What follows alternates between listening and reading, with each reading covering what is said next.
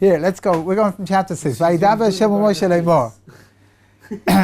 look at see what a spiritual diet really is. What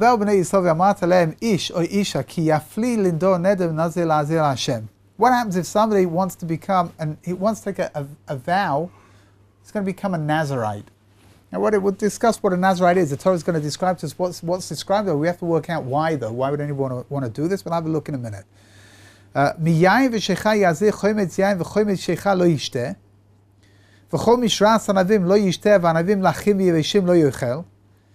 first thing that a Nazir is not allowed to do is he's not allowed to come into any kind of contact with grape products. Not just wine. Grape juice, grapes, raisins. Huh? A Nazir is, we're going to see in a minute what he is, but he's somebody who's taken a special vow, who's not going to come into contact with grape products, he's not going to cut his hair, and he's not going to come into contact with dead bodies either. We'll have to work out why. We'll get there, right? But in the meantime, let's just work out what the practical dimensions are, and then we'll discuss what's going on. So, which means like this: you can't have any grape products, you can't have any contact with grape products, you can't have grapes, you can't have raisins, you can't have sultanas. Anything, right? Not the grape skins, nothing.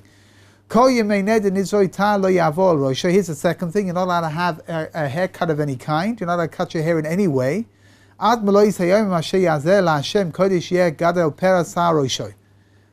all you gotta let you gotta let your hair grow. You gotta let your beard grow. Everything. We'll see. Huh? See what I'm doing? I'm not my beard and hair dry. I'm the past 2 weeks. Good. Okay. Way to go. We can make dreadlocks out of it in a couple of weeks. Can try. The third thing you're not allowed to do is that you're not allowed to come in contact with a dead body. Now, the truth is that under normal circumstances, people don't normally come in contact with dead bodies. I don't know about you people. Is it like a Kohen deal where you can't even go to like... Hold on, we're going to see in a minute, because it's going to delineate over here. It's going to be even more strict than a Kohen. Wow. Is anybody here a Kohen? You're a Kohen, right? So you know that Kohanim are not allowed to go, normally not allowed to come in contact with dead bodies. Oh, wow. Shouldn't go to cemeteries. Huh? I go to the cemetery every week. No, I'm just kidding. I don't. How can they let you out? But your hip shot over here, it's going to be even stricter, right? For this Nazarite, he can't even go here. Let's have a look at the next verse. The people that are regular Kohen is allowed to impurify himself over. So, for example, his parents, his father, his mother, his brother, his sister. For that kind, even for those people, a Nazir is not allowed to become spiritually impure, which means like this: if somebody has taken on a period of Nazirus, he's becoming a Nazirite, and a parent dies whilst he's within that period, he's not allowed to come close to the body, he can't go to the cemetery, he's got to stay distant, right? He's got to keep himself distant from everything that's going on. Ki Nezeh Eloikov Arosho, because he's considered to be a Nazirite of God. Kol Yemei Nizroi Kodeshu LaHashem. The whole time, all the days of his Nazirus, he's going to be holy to Hashem. So one last practical dimension over here before we start discussing what's going on. What's the idea over here? How long do you become a Nazir for? So the truth is, it stretches anything from a minimum of 30 days to a maximum of your entire life. A person, the period of Nazirus goes in blocks of 30 days. So you can be a Nazir for 30 days, for 60 days, for 90 days, for 120 days, right? What's the difference for you? What's the difference as far as you're concerned? Yeah. The person who's taking it upon themselves, they can't do any of these things, which means, hold on a second, right? It's an important question. The minute the period is up, so let's say a person takes upon themselves 30 days, right? The minute the 30-day period is up, he then brings certain sacrifices, which we'll see later on, to the temple, and he now purifies himself entirely, and then he can go back to living a regular life, and he can eat as many grapes as you want. Oh, so he's purified. He's purified, right? Yeah. However, if you take upon yourself a 60-day period, you've got to wait for 60 days, 90 days, 90 days. If you take upon yourself what's called Nazir Olam, person can become a Nazir for the rest of his life, then you're stuck, right? There's nothing really very much that you can do about it, and you're stuck in this state of being a Nazir forever. Is this Nazirut? It's kind of like a pact, kind of like Lindor Neder? Like, if my child that's unhealthy when it gets better... You could do that. Is that like work, like when it comes in no, use? the truth is not. See, why would somebody take it upon themselves? It's like what you're saying is a possibility, somebody wants to make a pact with God. So you say, let's say, for example, something's going on not so great in his life right now. So he wants to make a pact with God. He's going to say, if this thing rightens itself, then I'm going to become a little bit more stringent about these things. I'll become a Nazir, and that would be my way of thanking you. That's one possibility. However, the real reason for Nazirut, the real reason for becoming a Nazir, is something a little less complicated than that, which means like this. We'll talk about the details in a moment, but the idea in general is that a person feels overwhelmed by the physicality of the world, right? The physical world is a very seductive place, right? And we imagine that the physical world is all there is. After a while, we lose sight of our spiritual goals. And we imagine that here, this physical world is what I'm supposed to be enjoying, what I'm supposed to be getting benefit from. And I start lessening off my connection with God. You can lighting. Huh? You can say lighting. Yeah? Okay, whatever. I don't know, it didn't sound quite right, but whatever sounds okay, that's the word you should use. What's the idea though? The idea is very simple, that over here the Naziris is coming to try and realign our thought process, to get us back on track. So I mentioned before, it's like a spiritual diet. Right? Why does a person go on diet? Because they feel that they've put on too much weight, they're eating too much, they're not doing enough exercise, right? So they put themselves on diet and they cut down on certain foods that are not good for them and start doing an exercise regime in order to get themselves back on track. And what normally happens is, and I think this is really the way that it's supposed to be, is that when a person goes on a diet, especially when they've got a radical diet, so at the beginning everything is pretty strict, and after a while when you've reached the balance that you want, so then you can start eating other things and making sure that you do your exercise and you're a little bit more careful with what you eat, and you'll be able to keep the weight that you want to keep. You'll keep yourself balanced. Over here, what the Naziris is doing is something very similar. It's just doing it in the spiritual realms instead. So a person who feels that they're spiritually not doing so great, they can take upon themselves a period of Nazirut, and that period is going to rebalance their entire approach to God. The question is, how? Why is not eating grapes or not cutting your hair or not coming in contact with dead bodies, how is that going to help your spiritual dimension? How is that going to turn you back into a person who's spiritually committed to God? So the rabbis explain, the commentaries explain a very fascinating thing over here. Let's start off with a few words of introduction about grapes, certainly about wine. In the Jewish world, everything revolves around wine. So, Friday night, you make Kiddush. That's the first thing we do when we come home, right? Shabbos morning, you make Kiddush. On Saturday night, when Shabbos goes out, we make Havdalah over wine, right? You make a wedding, there's wine. You make Sheva Brachot, which are the 7 days of celebration that come after the wedding, over wine. You Yom Tov, there's wine. You make a Brit, there's wine. What is wine doing inside of all of these things? What is the connection of wine to being religious, to being spiritual? Happiness. So it's interesting. You could say that it brings you happiness, but everybody here knows just as well as I do that the drinking too much wine is artificial happiness, which means it makes you high, but it's not something which will change the inner dimension of who you are. It's not going to turn you into a happier person. It will just bring you however much time it is that you feel high for, and then afterwards you plop down again, probably feel a little bit worse than you did before you started. So the Chofetz Chaim, writes most incredible thing. He says like this. He says, really, wine shouldn't have any kind of a connection to anything spiritual or anything Jewish. Why not? Because wine really represents everything that can go wrong with this physical world. Right? What is wine? A person becomes addicted to wine. It reaches a point where a person lives around how much alcohol he can get. Right? To become an alcoholic is something which is pretty terrible. A person's not really in control of himself anymore. What happens when a person becomes addicted? Instead of the person controlling nature, nature begins to control the person. Any kind of addiction, it doesn't matter. It can be wine, it can be some kind of chemical substance, it could be, it could be anything, tobacco, whatever it is. Which means like this. It says the Chofetz Chaim that really wine, which symbolizes everything that can go wrong with the physical world. The first mistake that Noah made, right? Noach, when he came out of the table, when he came out of the ark, he planted a vineyard and he got drunk. So the rabbis say that it wasn't the fact that he planted a vineyard that was a mistake per se. The vineyards had to be planted. There was nothing there. Everything had to be planted anew. But rather he should have started with something more basic like wheat. And at some point he could have planted the grapes and he could have planted the vineyards afterwards. What happened? He took those grapes that grew, and the first thing that he did was he got himself drunk.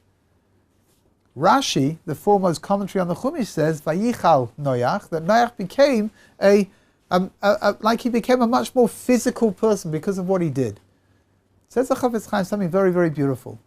Judaism is a very, very realistic religion. And Judaism is saying like this, that even wine, which represents everything that could possibly go wrong with nature, even wine can be elevated and turned into something which is of a spiritual value. So how do we do that? We make wine. Right? We make Kiddush on Friday night over wine. We make Kiddush on Shabbat morning over wine. We make Havdalah over wine. Weddings, do you have wine? Yom Tov, you have wine. At a Brit, you have wine. What are we doing? We're saying we live here in this physical world. And in the physical world that we live in, we have to learn how to live together with the physicality and to elevate the physicality. I've mentioned in the past something which is very, very beautiful, but something very basic. Most religions in the world teach that if you want to be more physical, if you want to be more spiritual, you've got to be less physical. It's an equation which makes sense. It really does. Logically, it sounds like it makes sense. Judaism's teaching not like that. Judaism is teaching that the physicality can be elevated and turned into spirituality as well. You don't have to distance yourself from the physical. You've got to learn how to use the physical properly. Yeah. Rabbi Lauffer, the idea of Noach and the vineyard, was it because it was too soon? Did he? Yeah. And the rabbis are saying that there was nothing wrong with planting a vineyard. Vineyards had to be planted. But don't do it first. That's not the most important thing. The most important thing is to plant staples. So whatever, wheat, rice, barley, whatever it is. And afterwards, when other things have already started growing and you've already got a source of food coming in, so then at that point, for sure, you should plant vineyards because grapes are an integral part of the world that we live in. We need them as well. It's a very beautiful idea. Along comes the Torah and says like this, what do you do when you feel overwhelmed by the physicality in the world? What now? Nazirut, right? Along comes the Torah and says here, the first thing you've got to do is you've got to distance yourself from being in contact with, not just with wine, but with everything that's a great product. We're going to see over here, one of the things about Nazirut is that you are going to take things to an extreme. Which means that you would say that if wine is a problem, so the Nazir shouldn't come in contact with wine. And yet the Torah says, no, not just wine, all grape products, whatever kind of state they're in, whether they're fresh grapes, whether they're dried grapes, whether they're liquid form, whether they're in solid form, whatever it is, you can't come in contact with them, nothing. That's the first thing you're not allowed to do, right? What is that? Trying to teach you to get a grip on the physicality. You go on diet. If a person has a great desire to eat chocolate. Right? Chocolate's pretty good stuff. But when a person eats too much chocolate, it's not good for them. So when a person goes on diet, what's the first thing they cut out? Cut out the chocolate, right? Again, if you're dieting properly, if you're dieting with a mind to being balanced about all of this, you're only going to cut out chocolate for a period of time until you feel that you're back in balance enough to be able to have a bit of chocolate every now and then. That's exactly what the Torah is trying to teach us over here as well. What have you got to do? You've got to distance yourself for a minimum of 30 days. Why 30 days? Because it's going to kick into your system. At that point, it's going to become a part of you, in the hope that when you finish the 30-day period, you're going to be in tune enough with yourself that you're not going to drop back into what you were doing before, right? Being overwhelmed by the physicality. What's the next thing? Getting your hair cut. You're not allowed to get a haircut. You've got to let your hair grow. You've got to let your beard grow. It seems like during this time back then, people didn't get many haircuts anyway. So it's not like it's it's interesting. You know that the halacha says that a person should get his hair cut at least once every 30 days. It's part of the halacha. That's Jewish law. Because interestingly enough, believe it or not, it's part of Jewish law that a person has to look presentable. A person has to look okay. Especially, I know that the Rabbi, the Lubavitch Rabbi, would get at least a little bit of hair cut before Shabbos every week. Oh, So, yeah? like, looks like it was like. Yeah, interesting. Okay, so there you go, right? In order to, you know, Even whatever. as a lach, I thought it was just a tradition that he wanted to. So it's interesting. So even in those days, it would say that a person has to get himself haircut at least once every 30 days, which means that there is an idea of being more, of like looking presentable, right? Being a little bit more groomed. Along comes a Torah and says, like, why do people get themselves groomed? Why do we care? Because the better you look, the better you feel about yourself, as a rule, right? We all of us know that, you know, the day before you go to the barber, so you feel a mess, you know, you feel like you're not feeling your best. You go off to the barber and you get yourself a beautiful haircut, and then when you come out, you feel a lot better about it all, right? So the Indian is like this, that a person, again, it's the idea of physicality. Your hair represents your physicality. I guess, you know, if somebody doesn't have too much hair, then that's good, right? It means that God's allowing him to distance himself from the physicality without having to get a haircut all the time. But the bottom line is what? That your hair represents the way you look to the physical world. There's a very beautiful story that appears in the Gemara Nadarim. The Gemara Nazir. Very famous story that Shimon HaTzadik, who before he became a street over here in Yerushalayim, used to be a high priest in the second temple period. He once he said that he never ate the sacrifices that the Nazirim brought. Right? Why not? Because he said there was a certain dimension of something not quite right. He didn't want to partake of their sacrifice, except for once. He said there was once a very, very good-looking boy, young man, who came to bring his Nazir sacrifice. Now, one of the things that happens after you've brought your Nazir sacrifice is you've got to get yourself completely shaved. Your head is shaved, your beard is shaved, your body is shaved. You look really weird, right? And he asked him, he says to me, you know, my son, he says, why are you doing this? So the young man answered, he said, I was shepherding the flocks, and I saw my reflection in a pond, in a body of water. I saw my reflection, and I realized that I was a very, very handsome person. And then I suddenly realized, you know what, that's my Yetzer Hara is talking to me. You know, the evil inclination is trying to convince me to get caught up in the way that I look and to go out and sin. He said, I immediately accepted upon myself this period of becoming a Nazir in order to come to Jerusalem and to get myself completely shaved, to take away this idea of being physically handsome. I don't want to have to carry that around with me. So Shimon HaTzadik said that was the one sacrifice from the Nazir that he ate was that one person's, because he felt that person brought it l'shem shamayim. He brought it only for the sake of heaven. Which means like this, that the cutting of the hair, at the end of the period, you let your hair grow, and at the end of that period, you then cut everything off, and the hair, interestingly enough, is offered up as part of the sacrifice.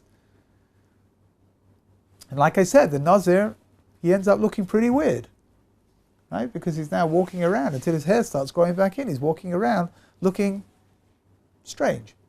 All of that is being done in order to what? In order to realign the person's relationship with the physical world. Right? A person needs to have the balance required in order to be able to approach the physical world and not to be overwhelmed by what's going on. What's the last thing? The last thing was not to come in contact with dead bodies. Well, here's a fascinating idea.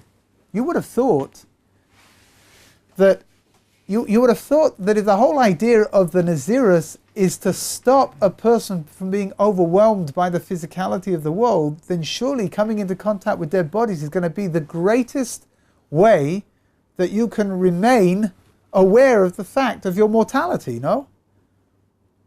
Why is a person overwhelmed by the physical? Why is a person seduced by the physicality, the materialism in the world? Because he doesn't really believe that there's anything beyond this world. But when people die, so it's kind of difficult to miss the idea that this physical world is finite.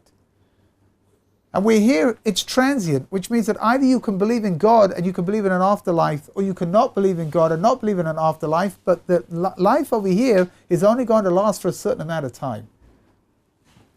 I always tell my Talmidim, I think there's only one thing more terrifying than believing in God, and that's not believing in God.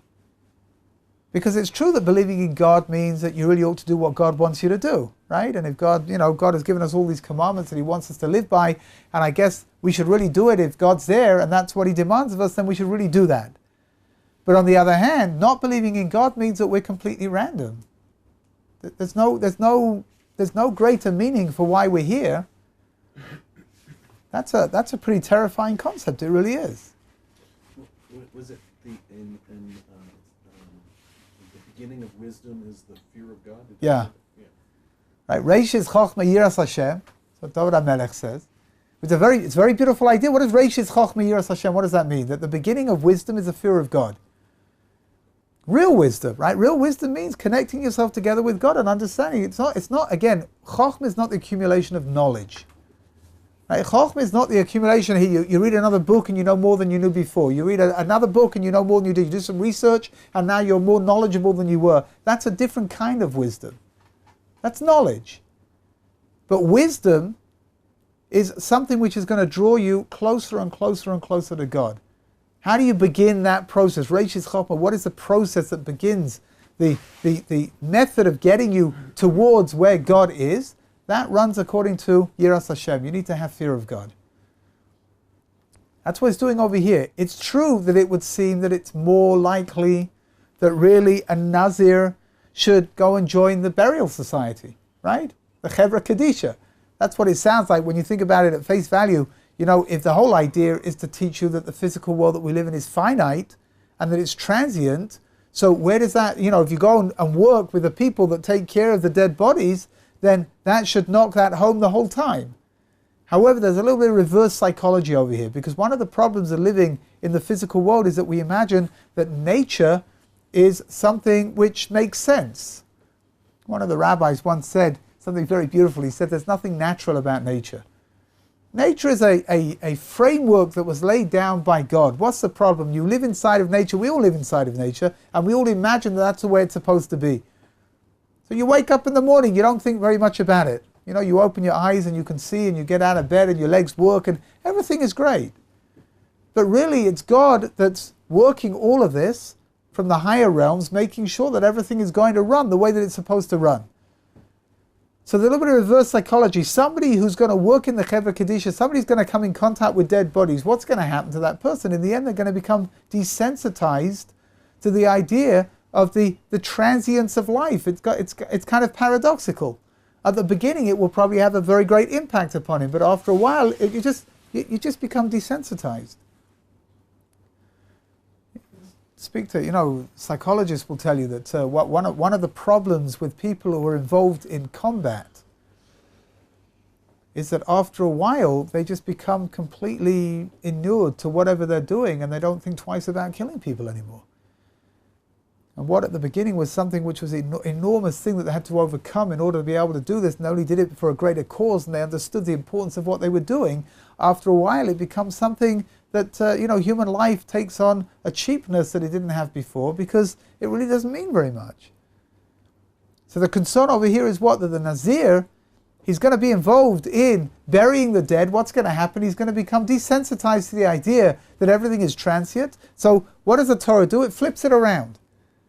Not only is the Nazir not allowed to come into contact with dead bodies, but even the people that a Kohen would normally be allowed to come in contact with, he's not allowed to come in contact with. You want to say that last sentence one more time? Even what? Even the people that are Kohen would be allowed to come into contact with, right? So like it says over here, for parents and for a brother and a sister. Oh, Kohen is allowed to is allowed, yeah, right? And a Kohen, of course, is on a heightened level of spirituality and has to keep themselves, much more spiritually clean than everybody else. And yet, for those people, they are allowed to defile themselves, but a Nazir is not allowed to do that. So I once saw a very fascinating idea. Why not? A Nazir is higher than a Kohen? Not really. But the truth is that in one particular dimension, a Nazir has got a higher level than a Kohen, which is what? The Kohen is a Kohen simply because his father was a Kohen. But he didn't do anything to become that Kohen. Whereas a Nazir chose to take upon himself that period of Nazirus. He chose to take upon himself that level of sanctity. And if that's the case, that means that on that one particular detail, the Nazir is higher than the Kohen. And if he's higher than the Kohen, that means that he's similar to the Kohen Gadol, to the high priest. High priest is not allowed to come into contact with the dead body at all, nobody's dead body, so too the Nazir. Those three things are there to try to realign the Nazir, right? To bring him back to where he's supposed to be. So let's flip over the page to 760. What happens now? What about, can you imagine this guy? He's taken upon a 30-day period of Nazirus, and it's the 29th day. He's almost there, right? And all of a sudden, somebody drops down dead right in front of him. Clunk, has a heart attack, dead.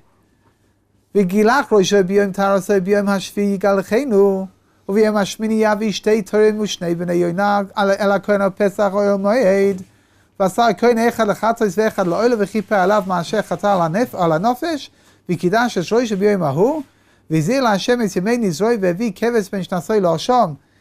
What happens?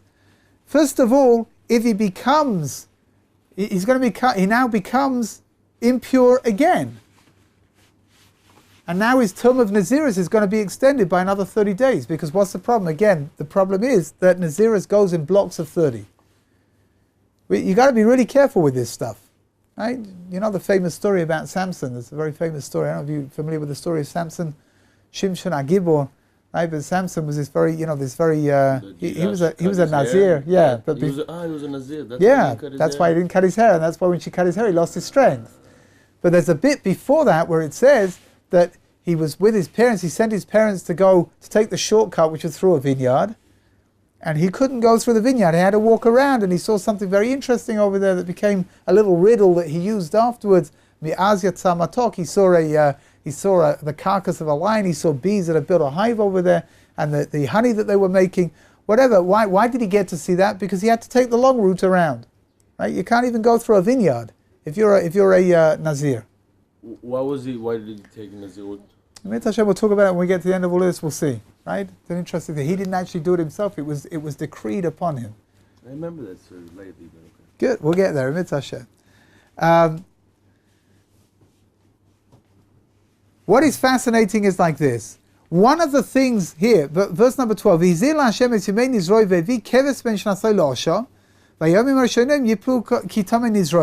When a Nazir when he gets to the end of his term and he's got to bring all kinds of sacrifices together, and one of the sacrifices that he brings is a sin offering.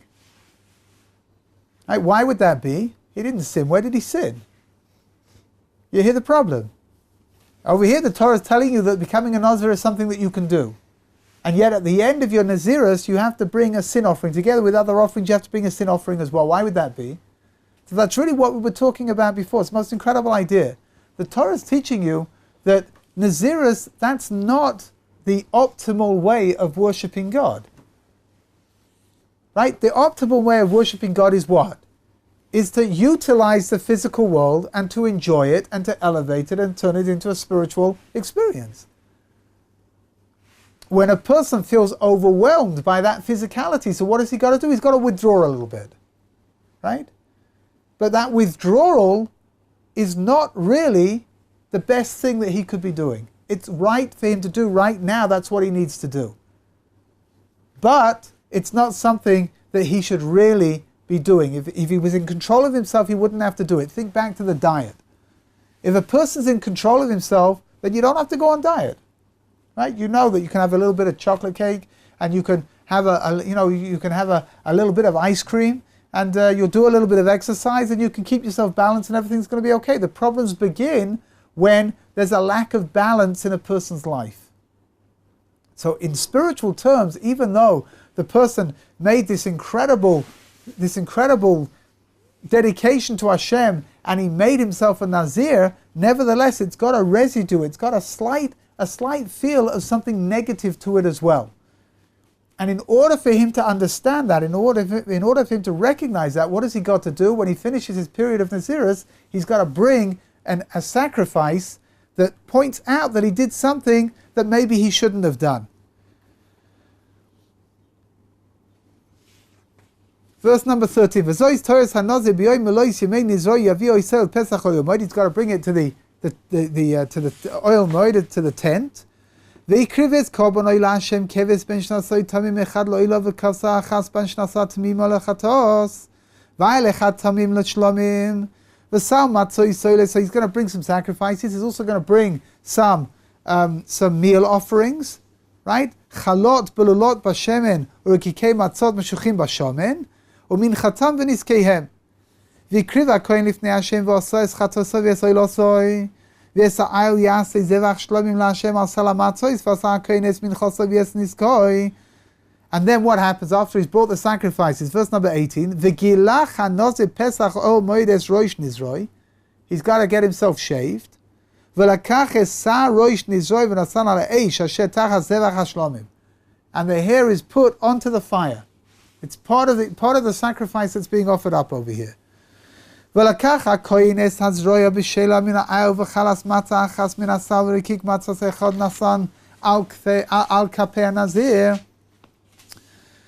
Acha iskalchoyes nizroi. Veinifoy, some say, he takes some of these things, he lifts them up. Veinifoy some hakohen, the kohen lifts them up. Tnufa lifnei Hashem. Koideshu lakohen ala chazeh tnufa v'yashoy katruma. V'acha yishte hanozi yain. And after that, the nozi can then drink wine. Which means until that point, he's not allowed to have any contact whatsoever. Now, he can go back to the state that he was in before. V'zois toyos hanoze asher yido korboni la'Hashem on nizroi milvan asher tasig yodoi k'fi nidroi asher yido kin yaseh al toyos nizroi. Okay, so far so good. What about the talk of grapes or death? Can you talk about it? Yeah. You can talk about it, but you're not allowed to come in contact with it. Okay. Right? Quite the opposite. It could be that to talk about it will help you keep away from it. Right? So. You've got to be aware. What's the idea? The idea is quite simple. That you've got to be aware the whole time. Part of the problem that we go through as Orthodox Jews is something called regilut. What is regilut? Regilut is when you do things by rote. You don't really think about what you're doing. So, for example, a person makes a blessing over something he's about to eat, but he doesn't think about what it is. He just says the blessing because you know that you're supposed to make a blessing. There's an apocryphal story they tell, a very beautiful one. Is that a good thing though? Or No, I mean, for Should sure. you always be aware? Oh, so for sure it's better to make the blessing even if you're not aware than not to make the blessing. But, kavanah, but you need to be aware. There's a beautiful story they tell us, an apocryphal story, I don't know, about two guys here in Osamech. One is an FFB and one's a BT. An FFB is from birth, and a BT is about tshuva. And the FFB, they're talking to each other. The FFB takes out an apple and he makes a bracha and he takes a bite.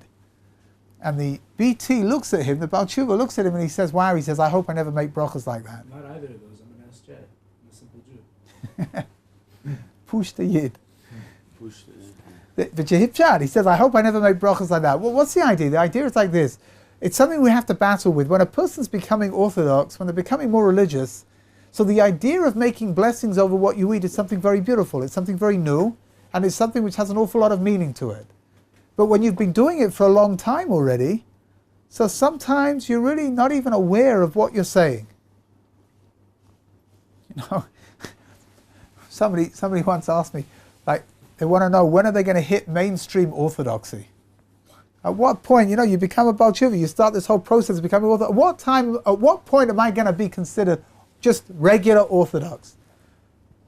So I told him, when you take your 3 steps back to daven the Amidah, and you don't know whether momentarily you can't remember whether you're beginning or ending. It's a very sad indictment, it really is. People, when you begin praying, so the Amidah is something, it's a huge investment of time. You've got to learn how to say the words, and you've got to learn what to do. And the idea of praying the Amidah and not being aware of the fact that you've said it or not is completely alien. But you know what? Sometimes for people who pray 3 times a day without giving it too much thought, so you can daydream your whole way through the Amidah. You could take your 3 steps back and momentarily you're at a loss. Hold on a second, am I about to begin or am I about to end? You just forgot momentarily. That's pretty sad. That's something that we have to fight against, that's for sure. Nazirut is coming to draw us back to a complete awareness of what's going on. That's why all of these things, they're pretty weird, right?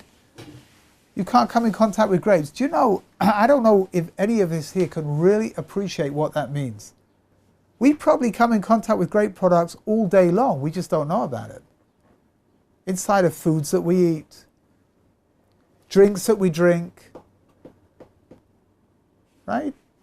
We don't even think about it. So if you're a Nazir, you've got to be super careful about what you're eating the whole time. You've got to be super careful about what you're drinking the whole time. You've got to be super careful about where you're going the whole time in case you come across a dead body. So does Nazir so how do they do Kiddush or anything? Can you do it over something else? Good question. You have to do it over bread. Over bread? Over challah. Yeah, Well, you can make that's Kiddush over challah. Yeah, so instead you make Kiddush, but instead of saying Bor Pri HaGefen, you would say Hamoitzi Lechem Min Haaretz. But what do you mean? So you already You say recite. both? No, so you recite Kiddush. Yom HaShishiva. Yeah, you recite everything, all the text that comes together with it, but instead of saying the bracha over the wine, you make the blessing over bread instead. Not a normal state to be in, right? So again, here you are, it's Shabbos, and you've got to, even your Shabbos is going to look different, right? You've got to make your Kiddush over bread, over challah, and not over wine. There's my rabbi, my Chabad rabbi on campus. He's Russian. He's from some city in Russia. He always tells us a story, but it's a whole yeah, Lubavitch. Right? He always tells us a story how his great grandpa used to make Kiddush over vodka. You could Like do that. a cup of vodka. Yeah. So how come a Nazir can't do Yeah, that? Nazir could do that as Oh, well. he could do that. Yeah, So yeah. anything. Any form of I mean- liquid.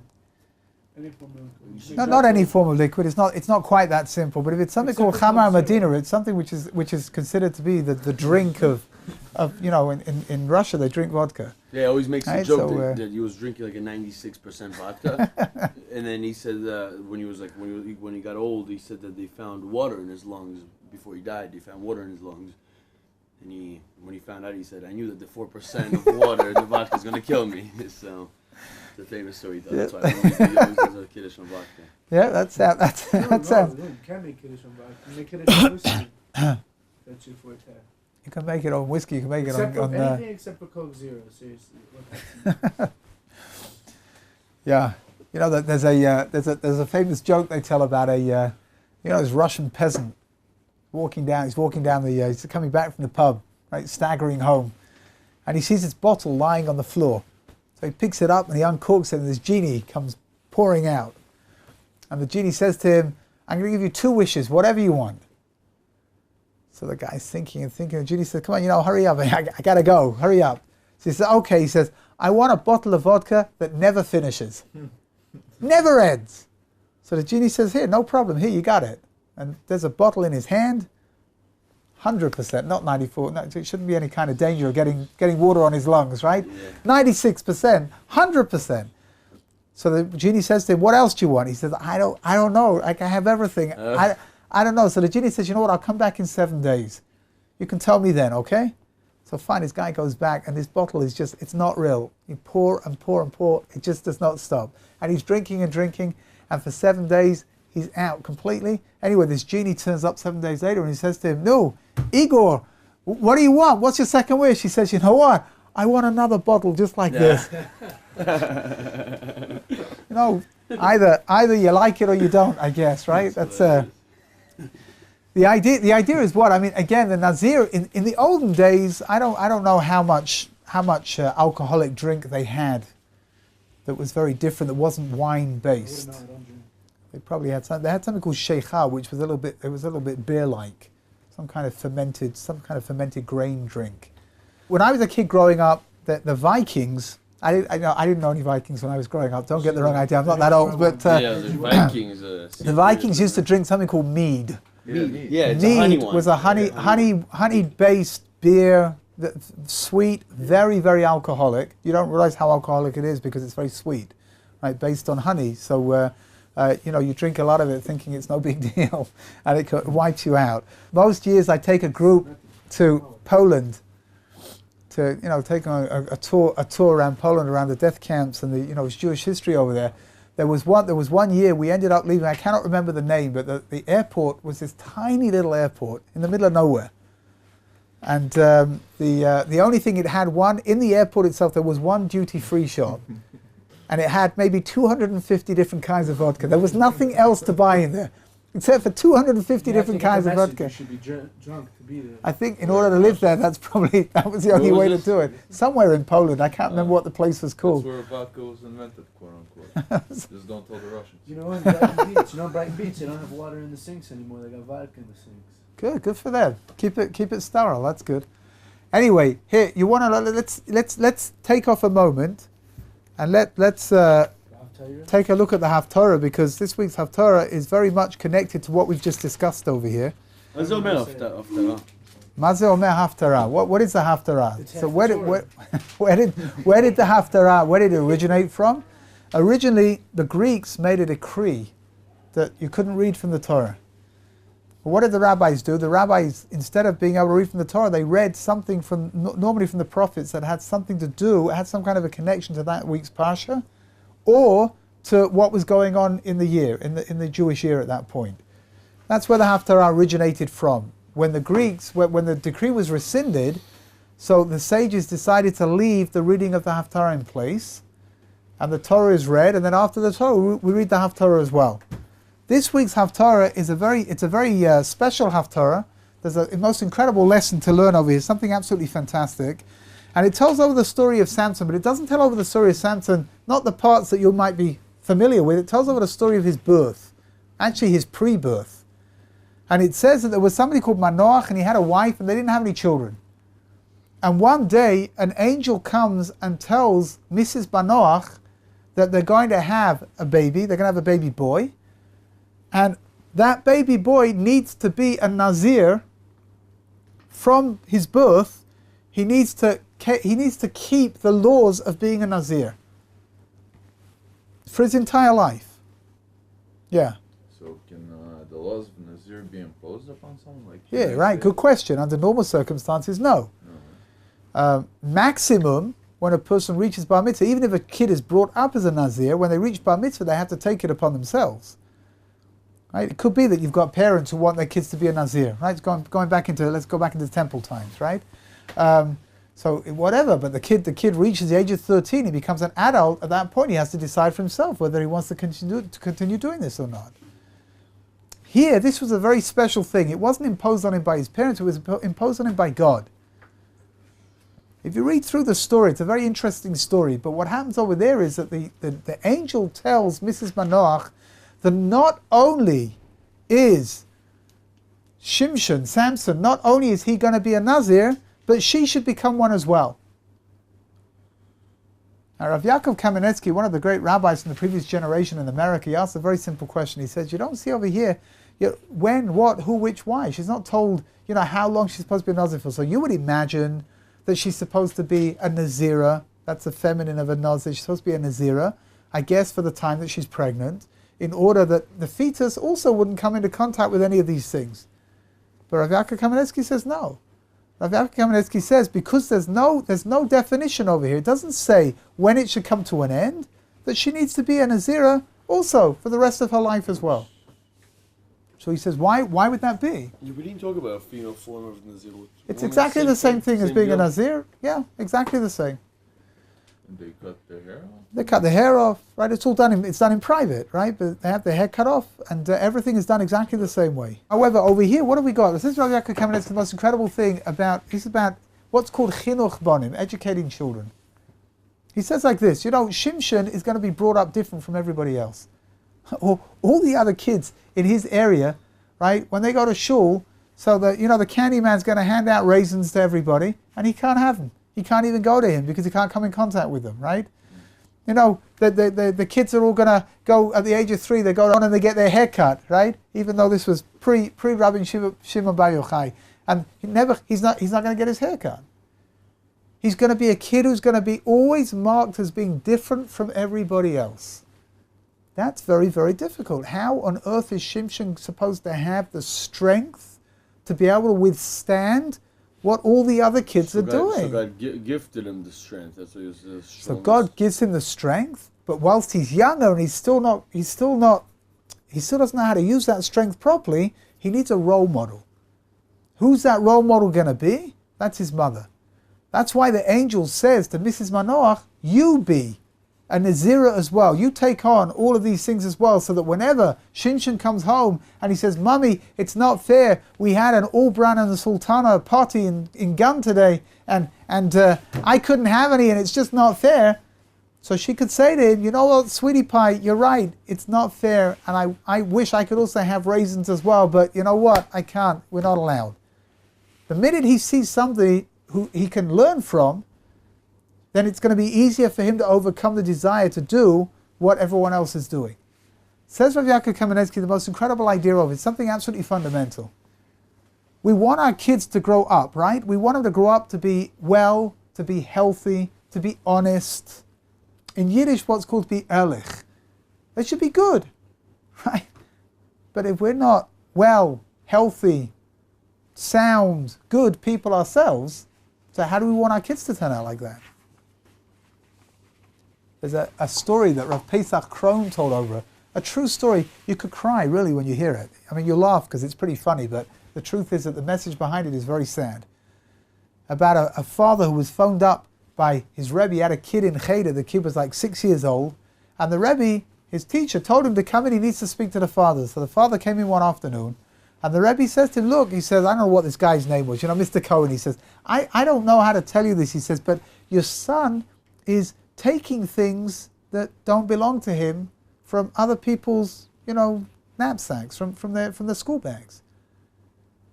It's just a polite way of saying your kid is stealing. So the father was taken aback. He said, I don't understand. What kind of stuff is he taking? He says, whatever there is, like pencils, erasers, that kind of stuff. So the father said, I don't understand it. He says, I bring all this stuff home from the office. Why would he have to take anybody else's? It's pretty, when you stop and think about it, that's pretty sad, right? Because the kid knows that the father's stealing from the office.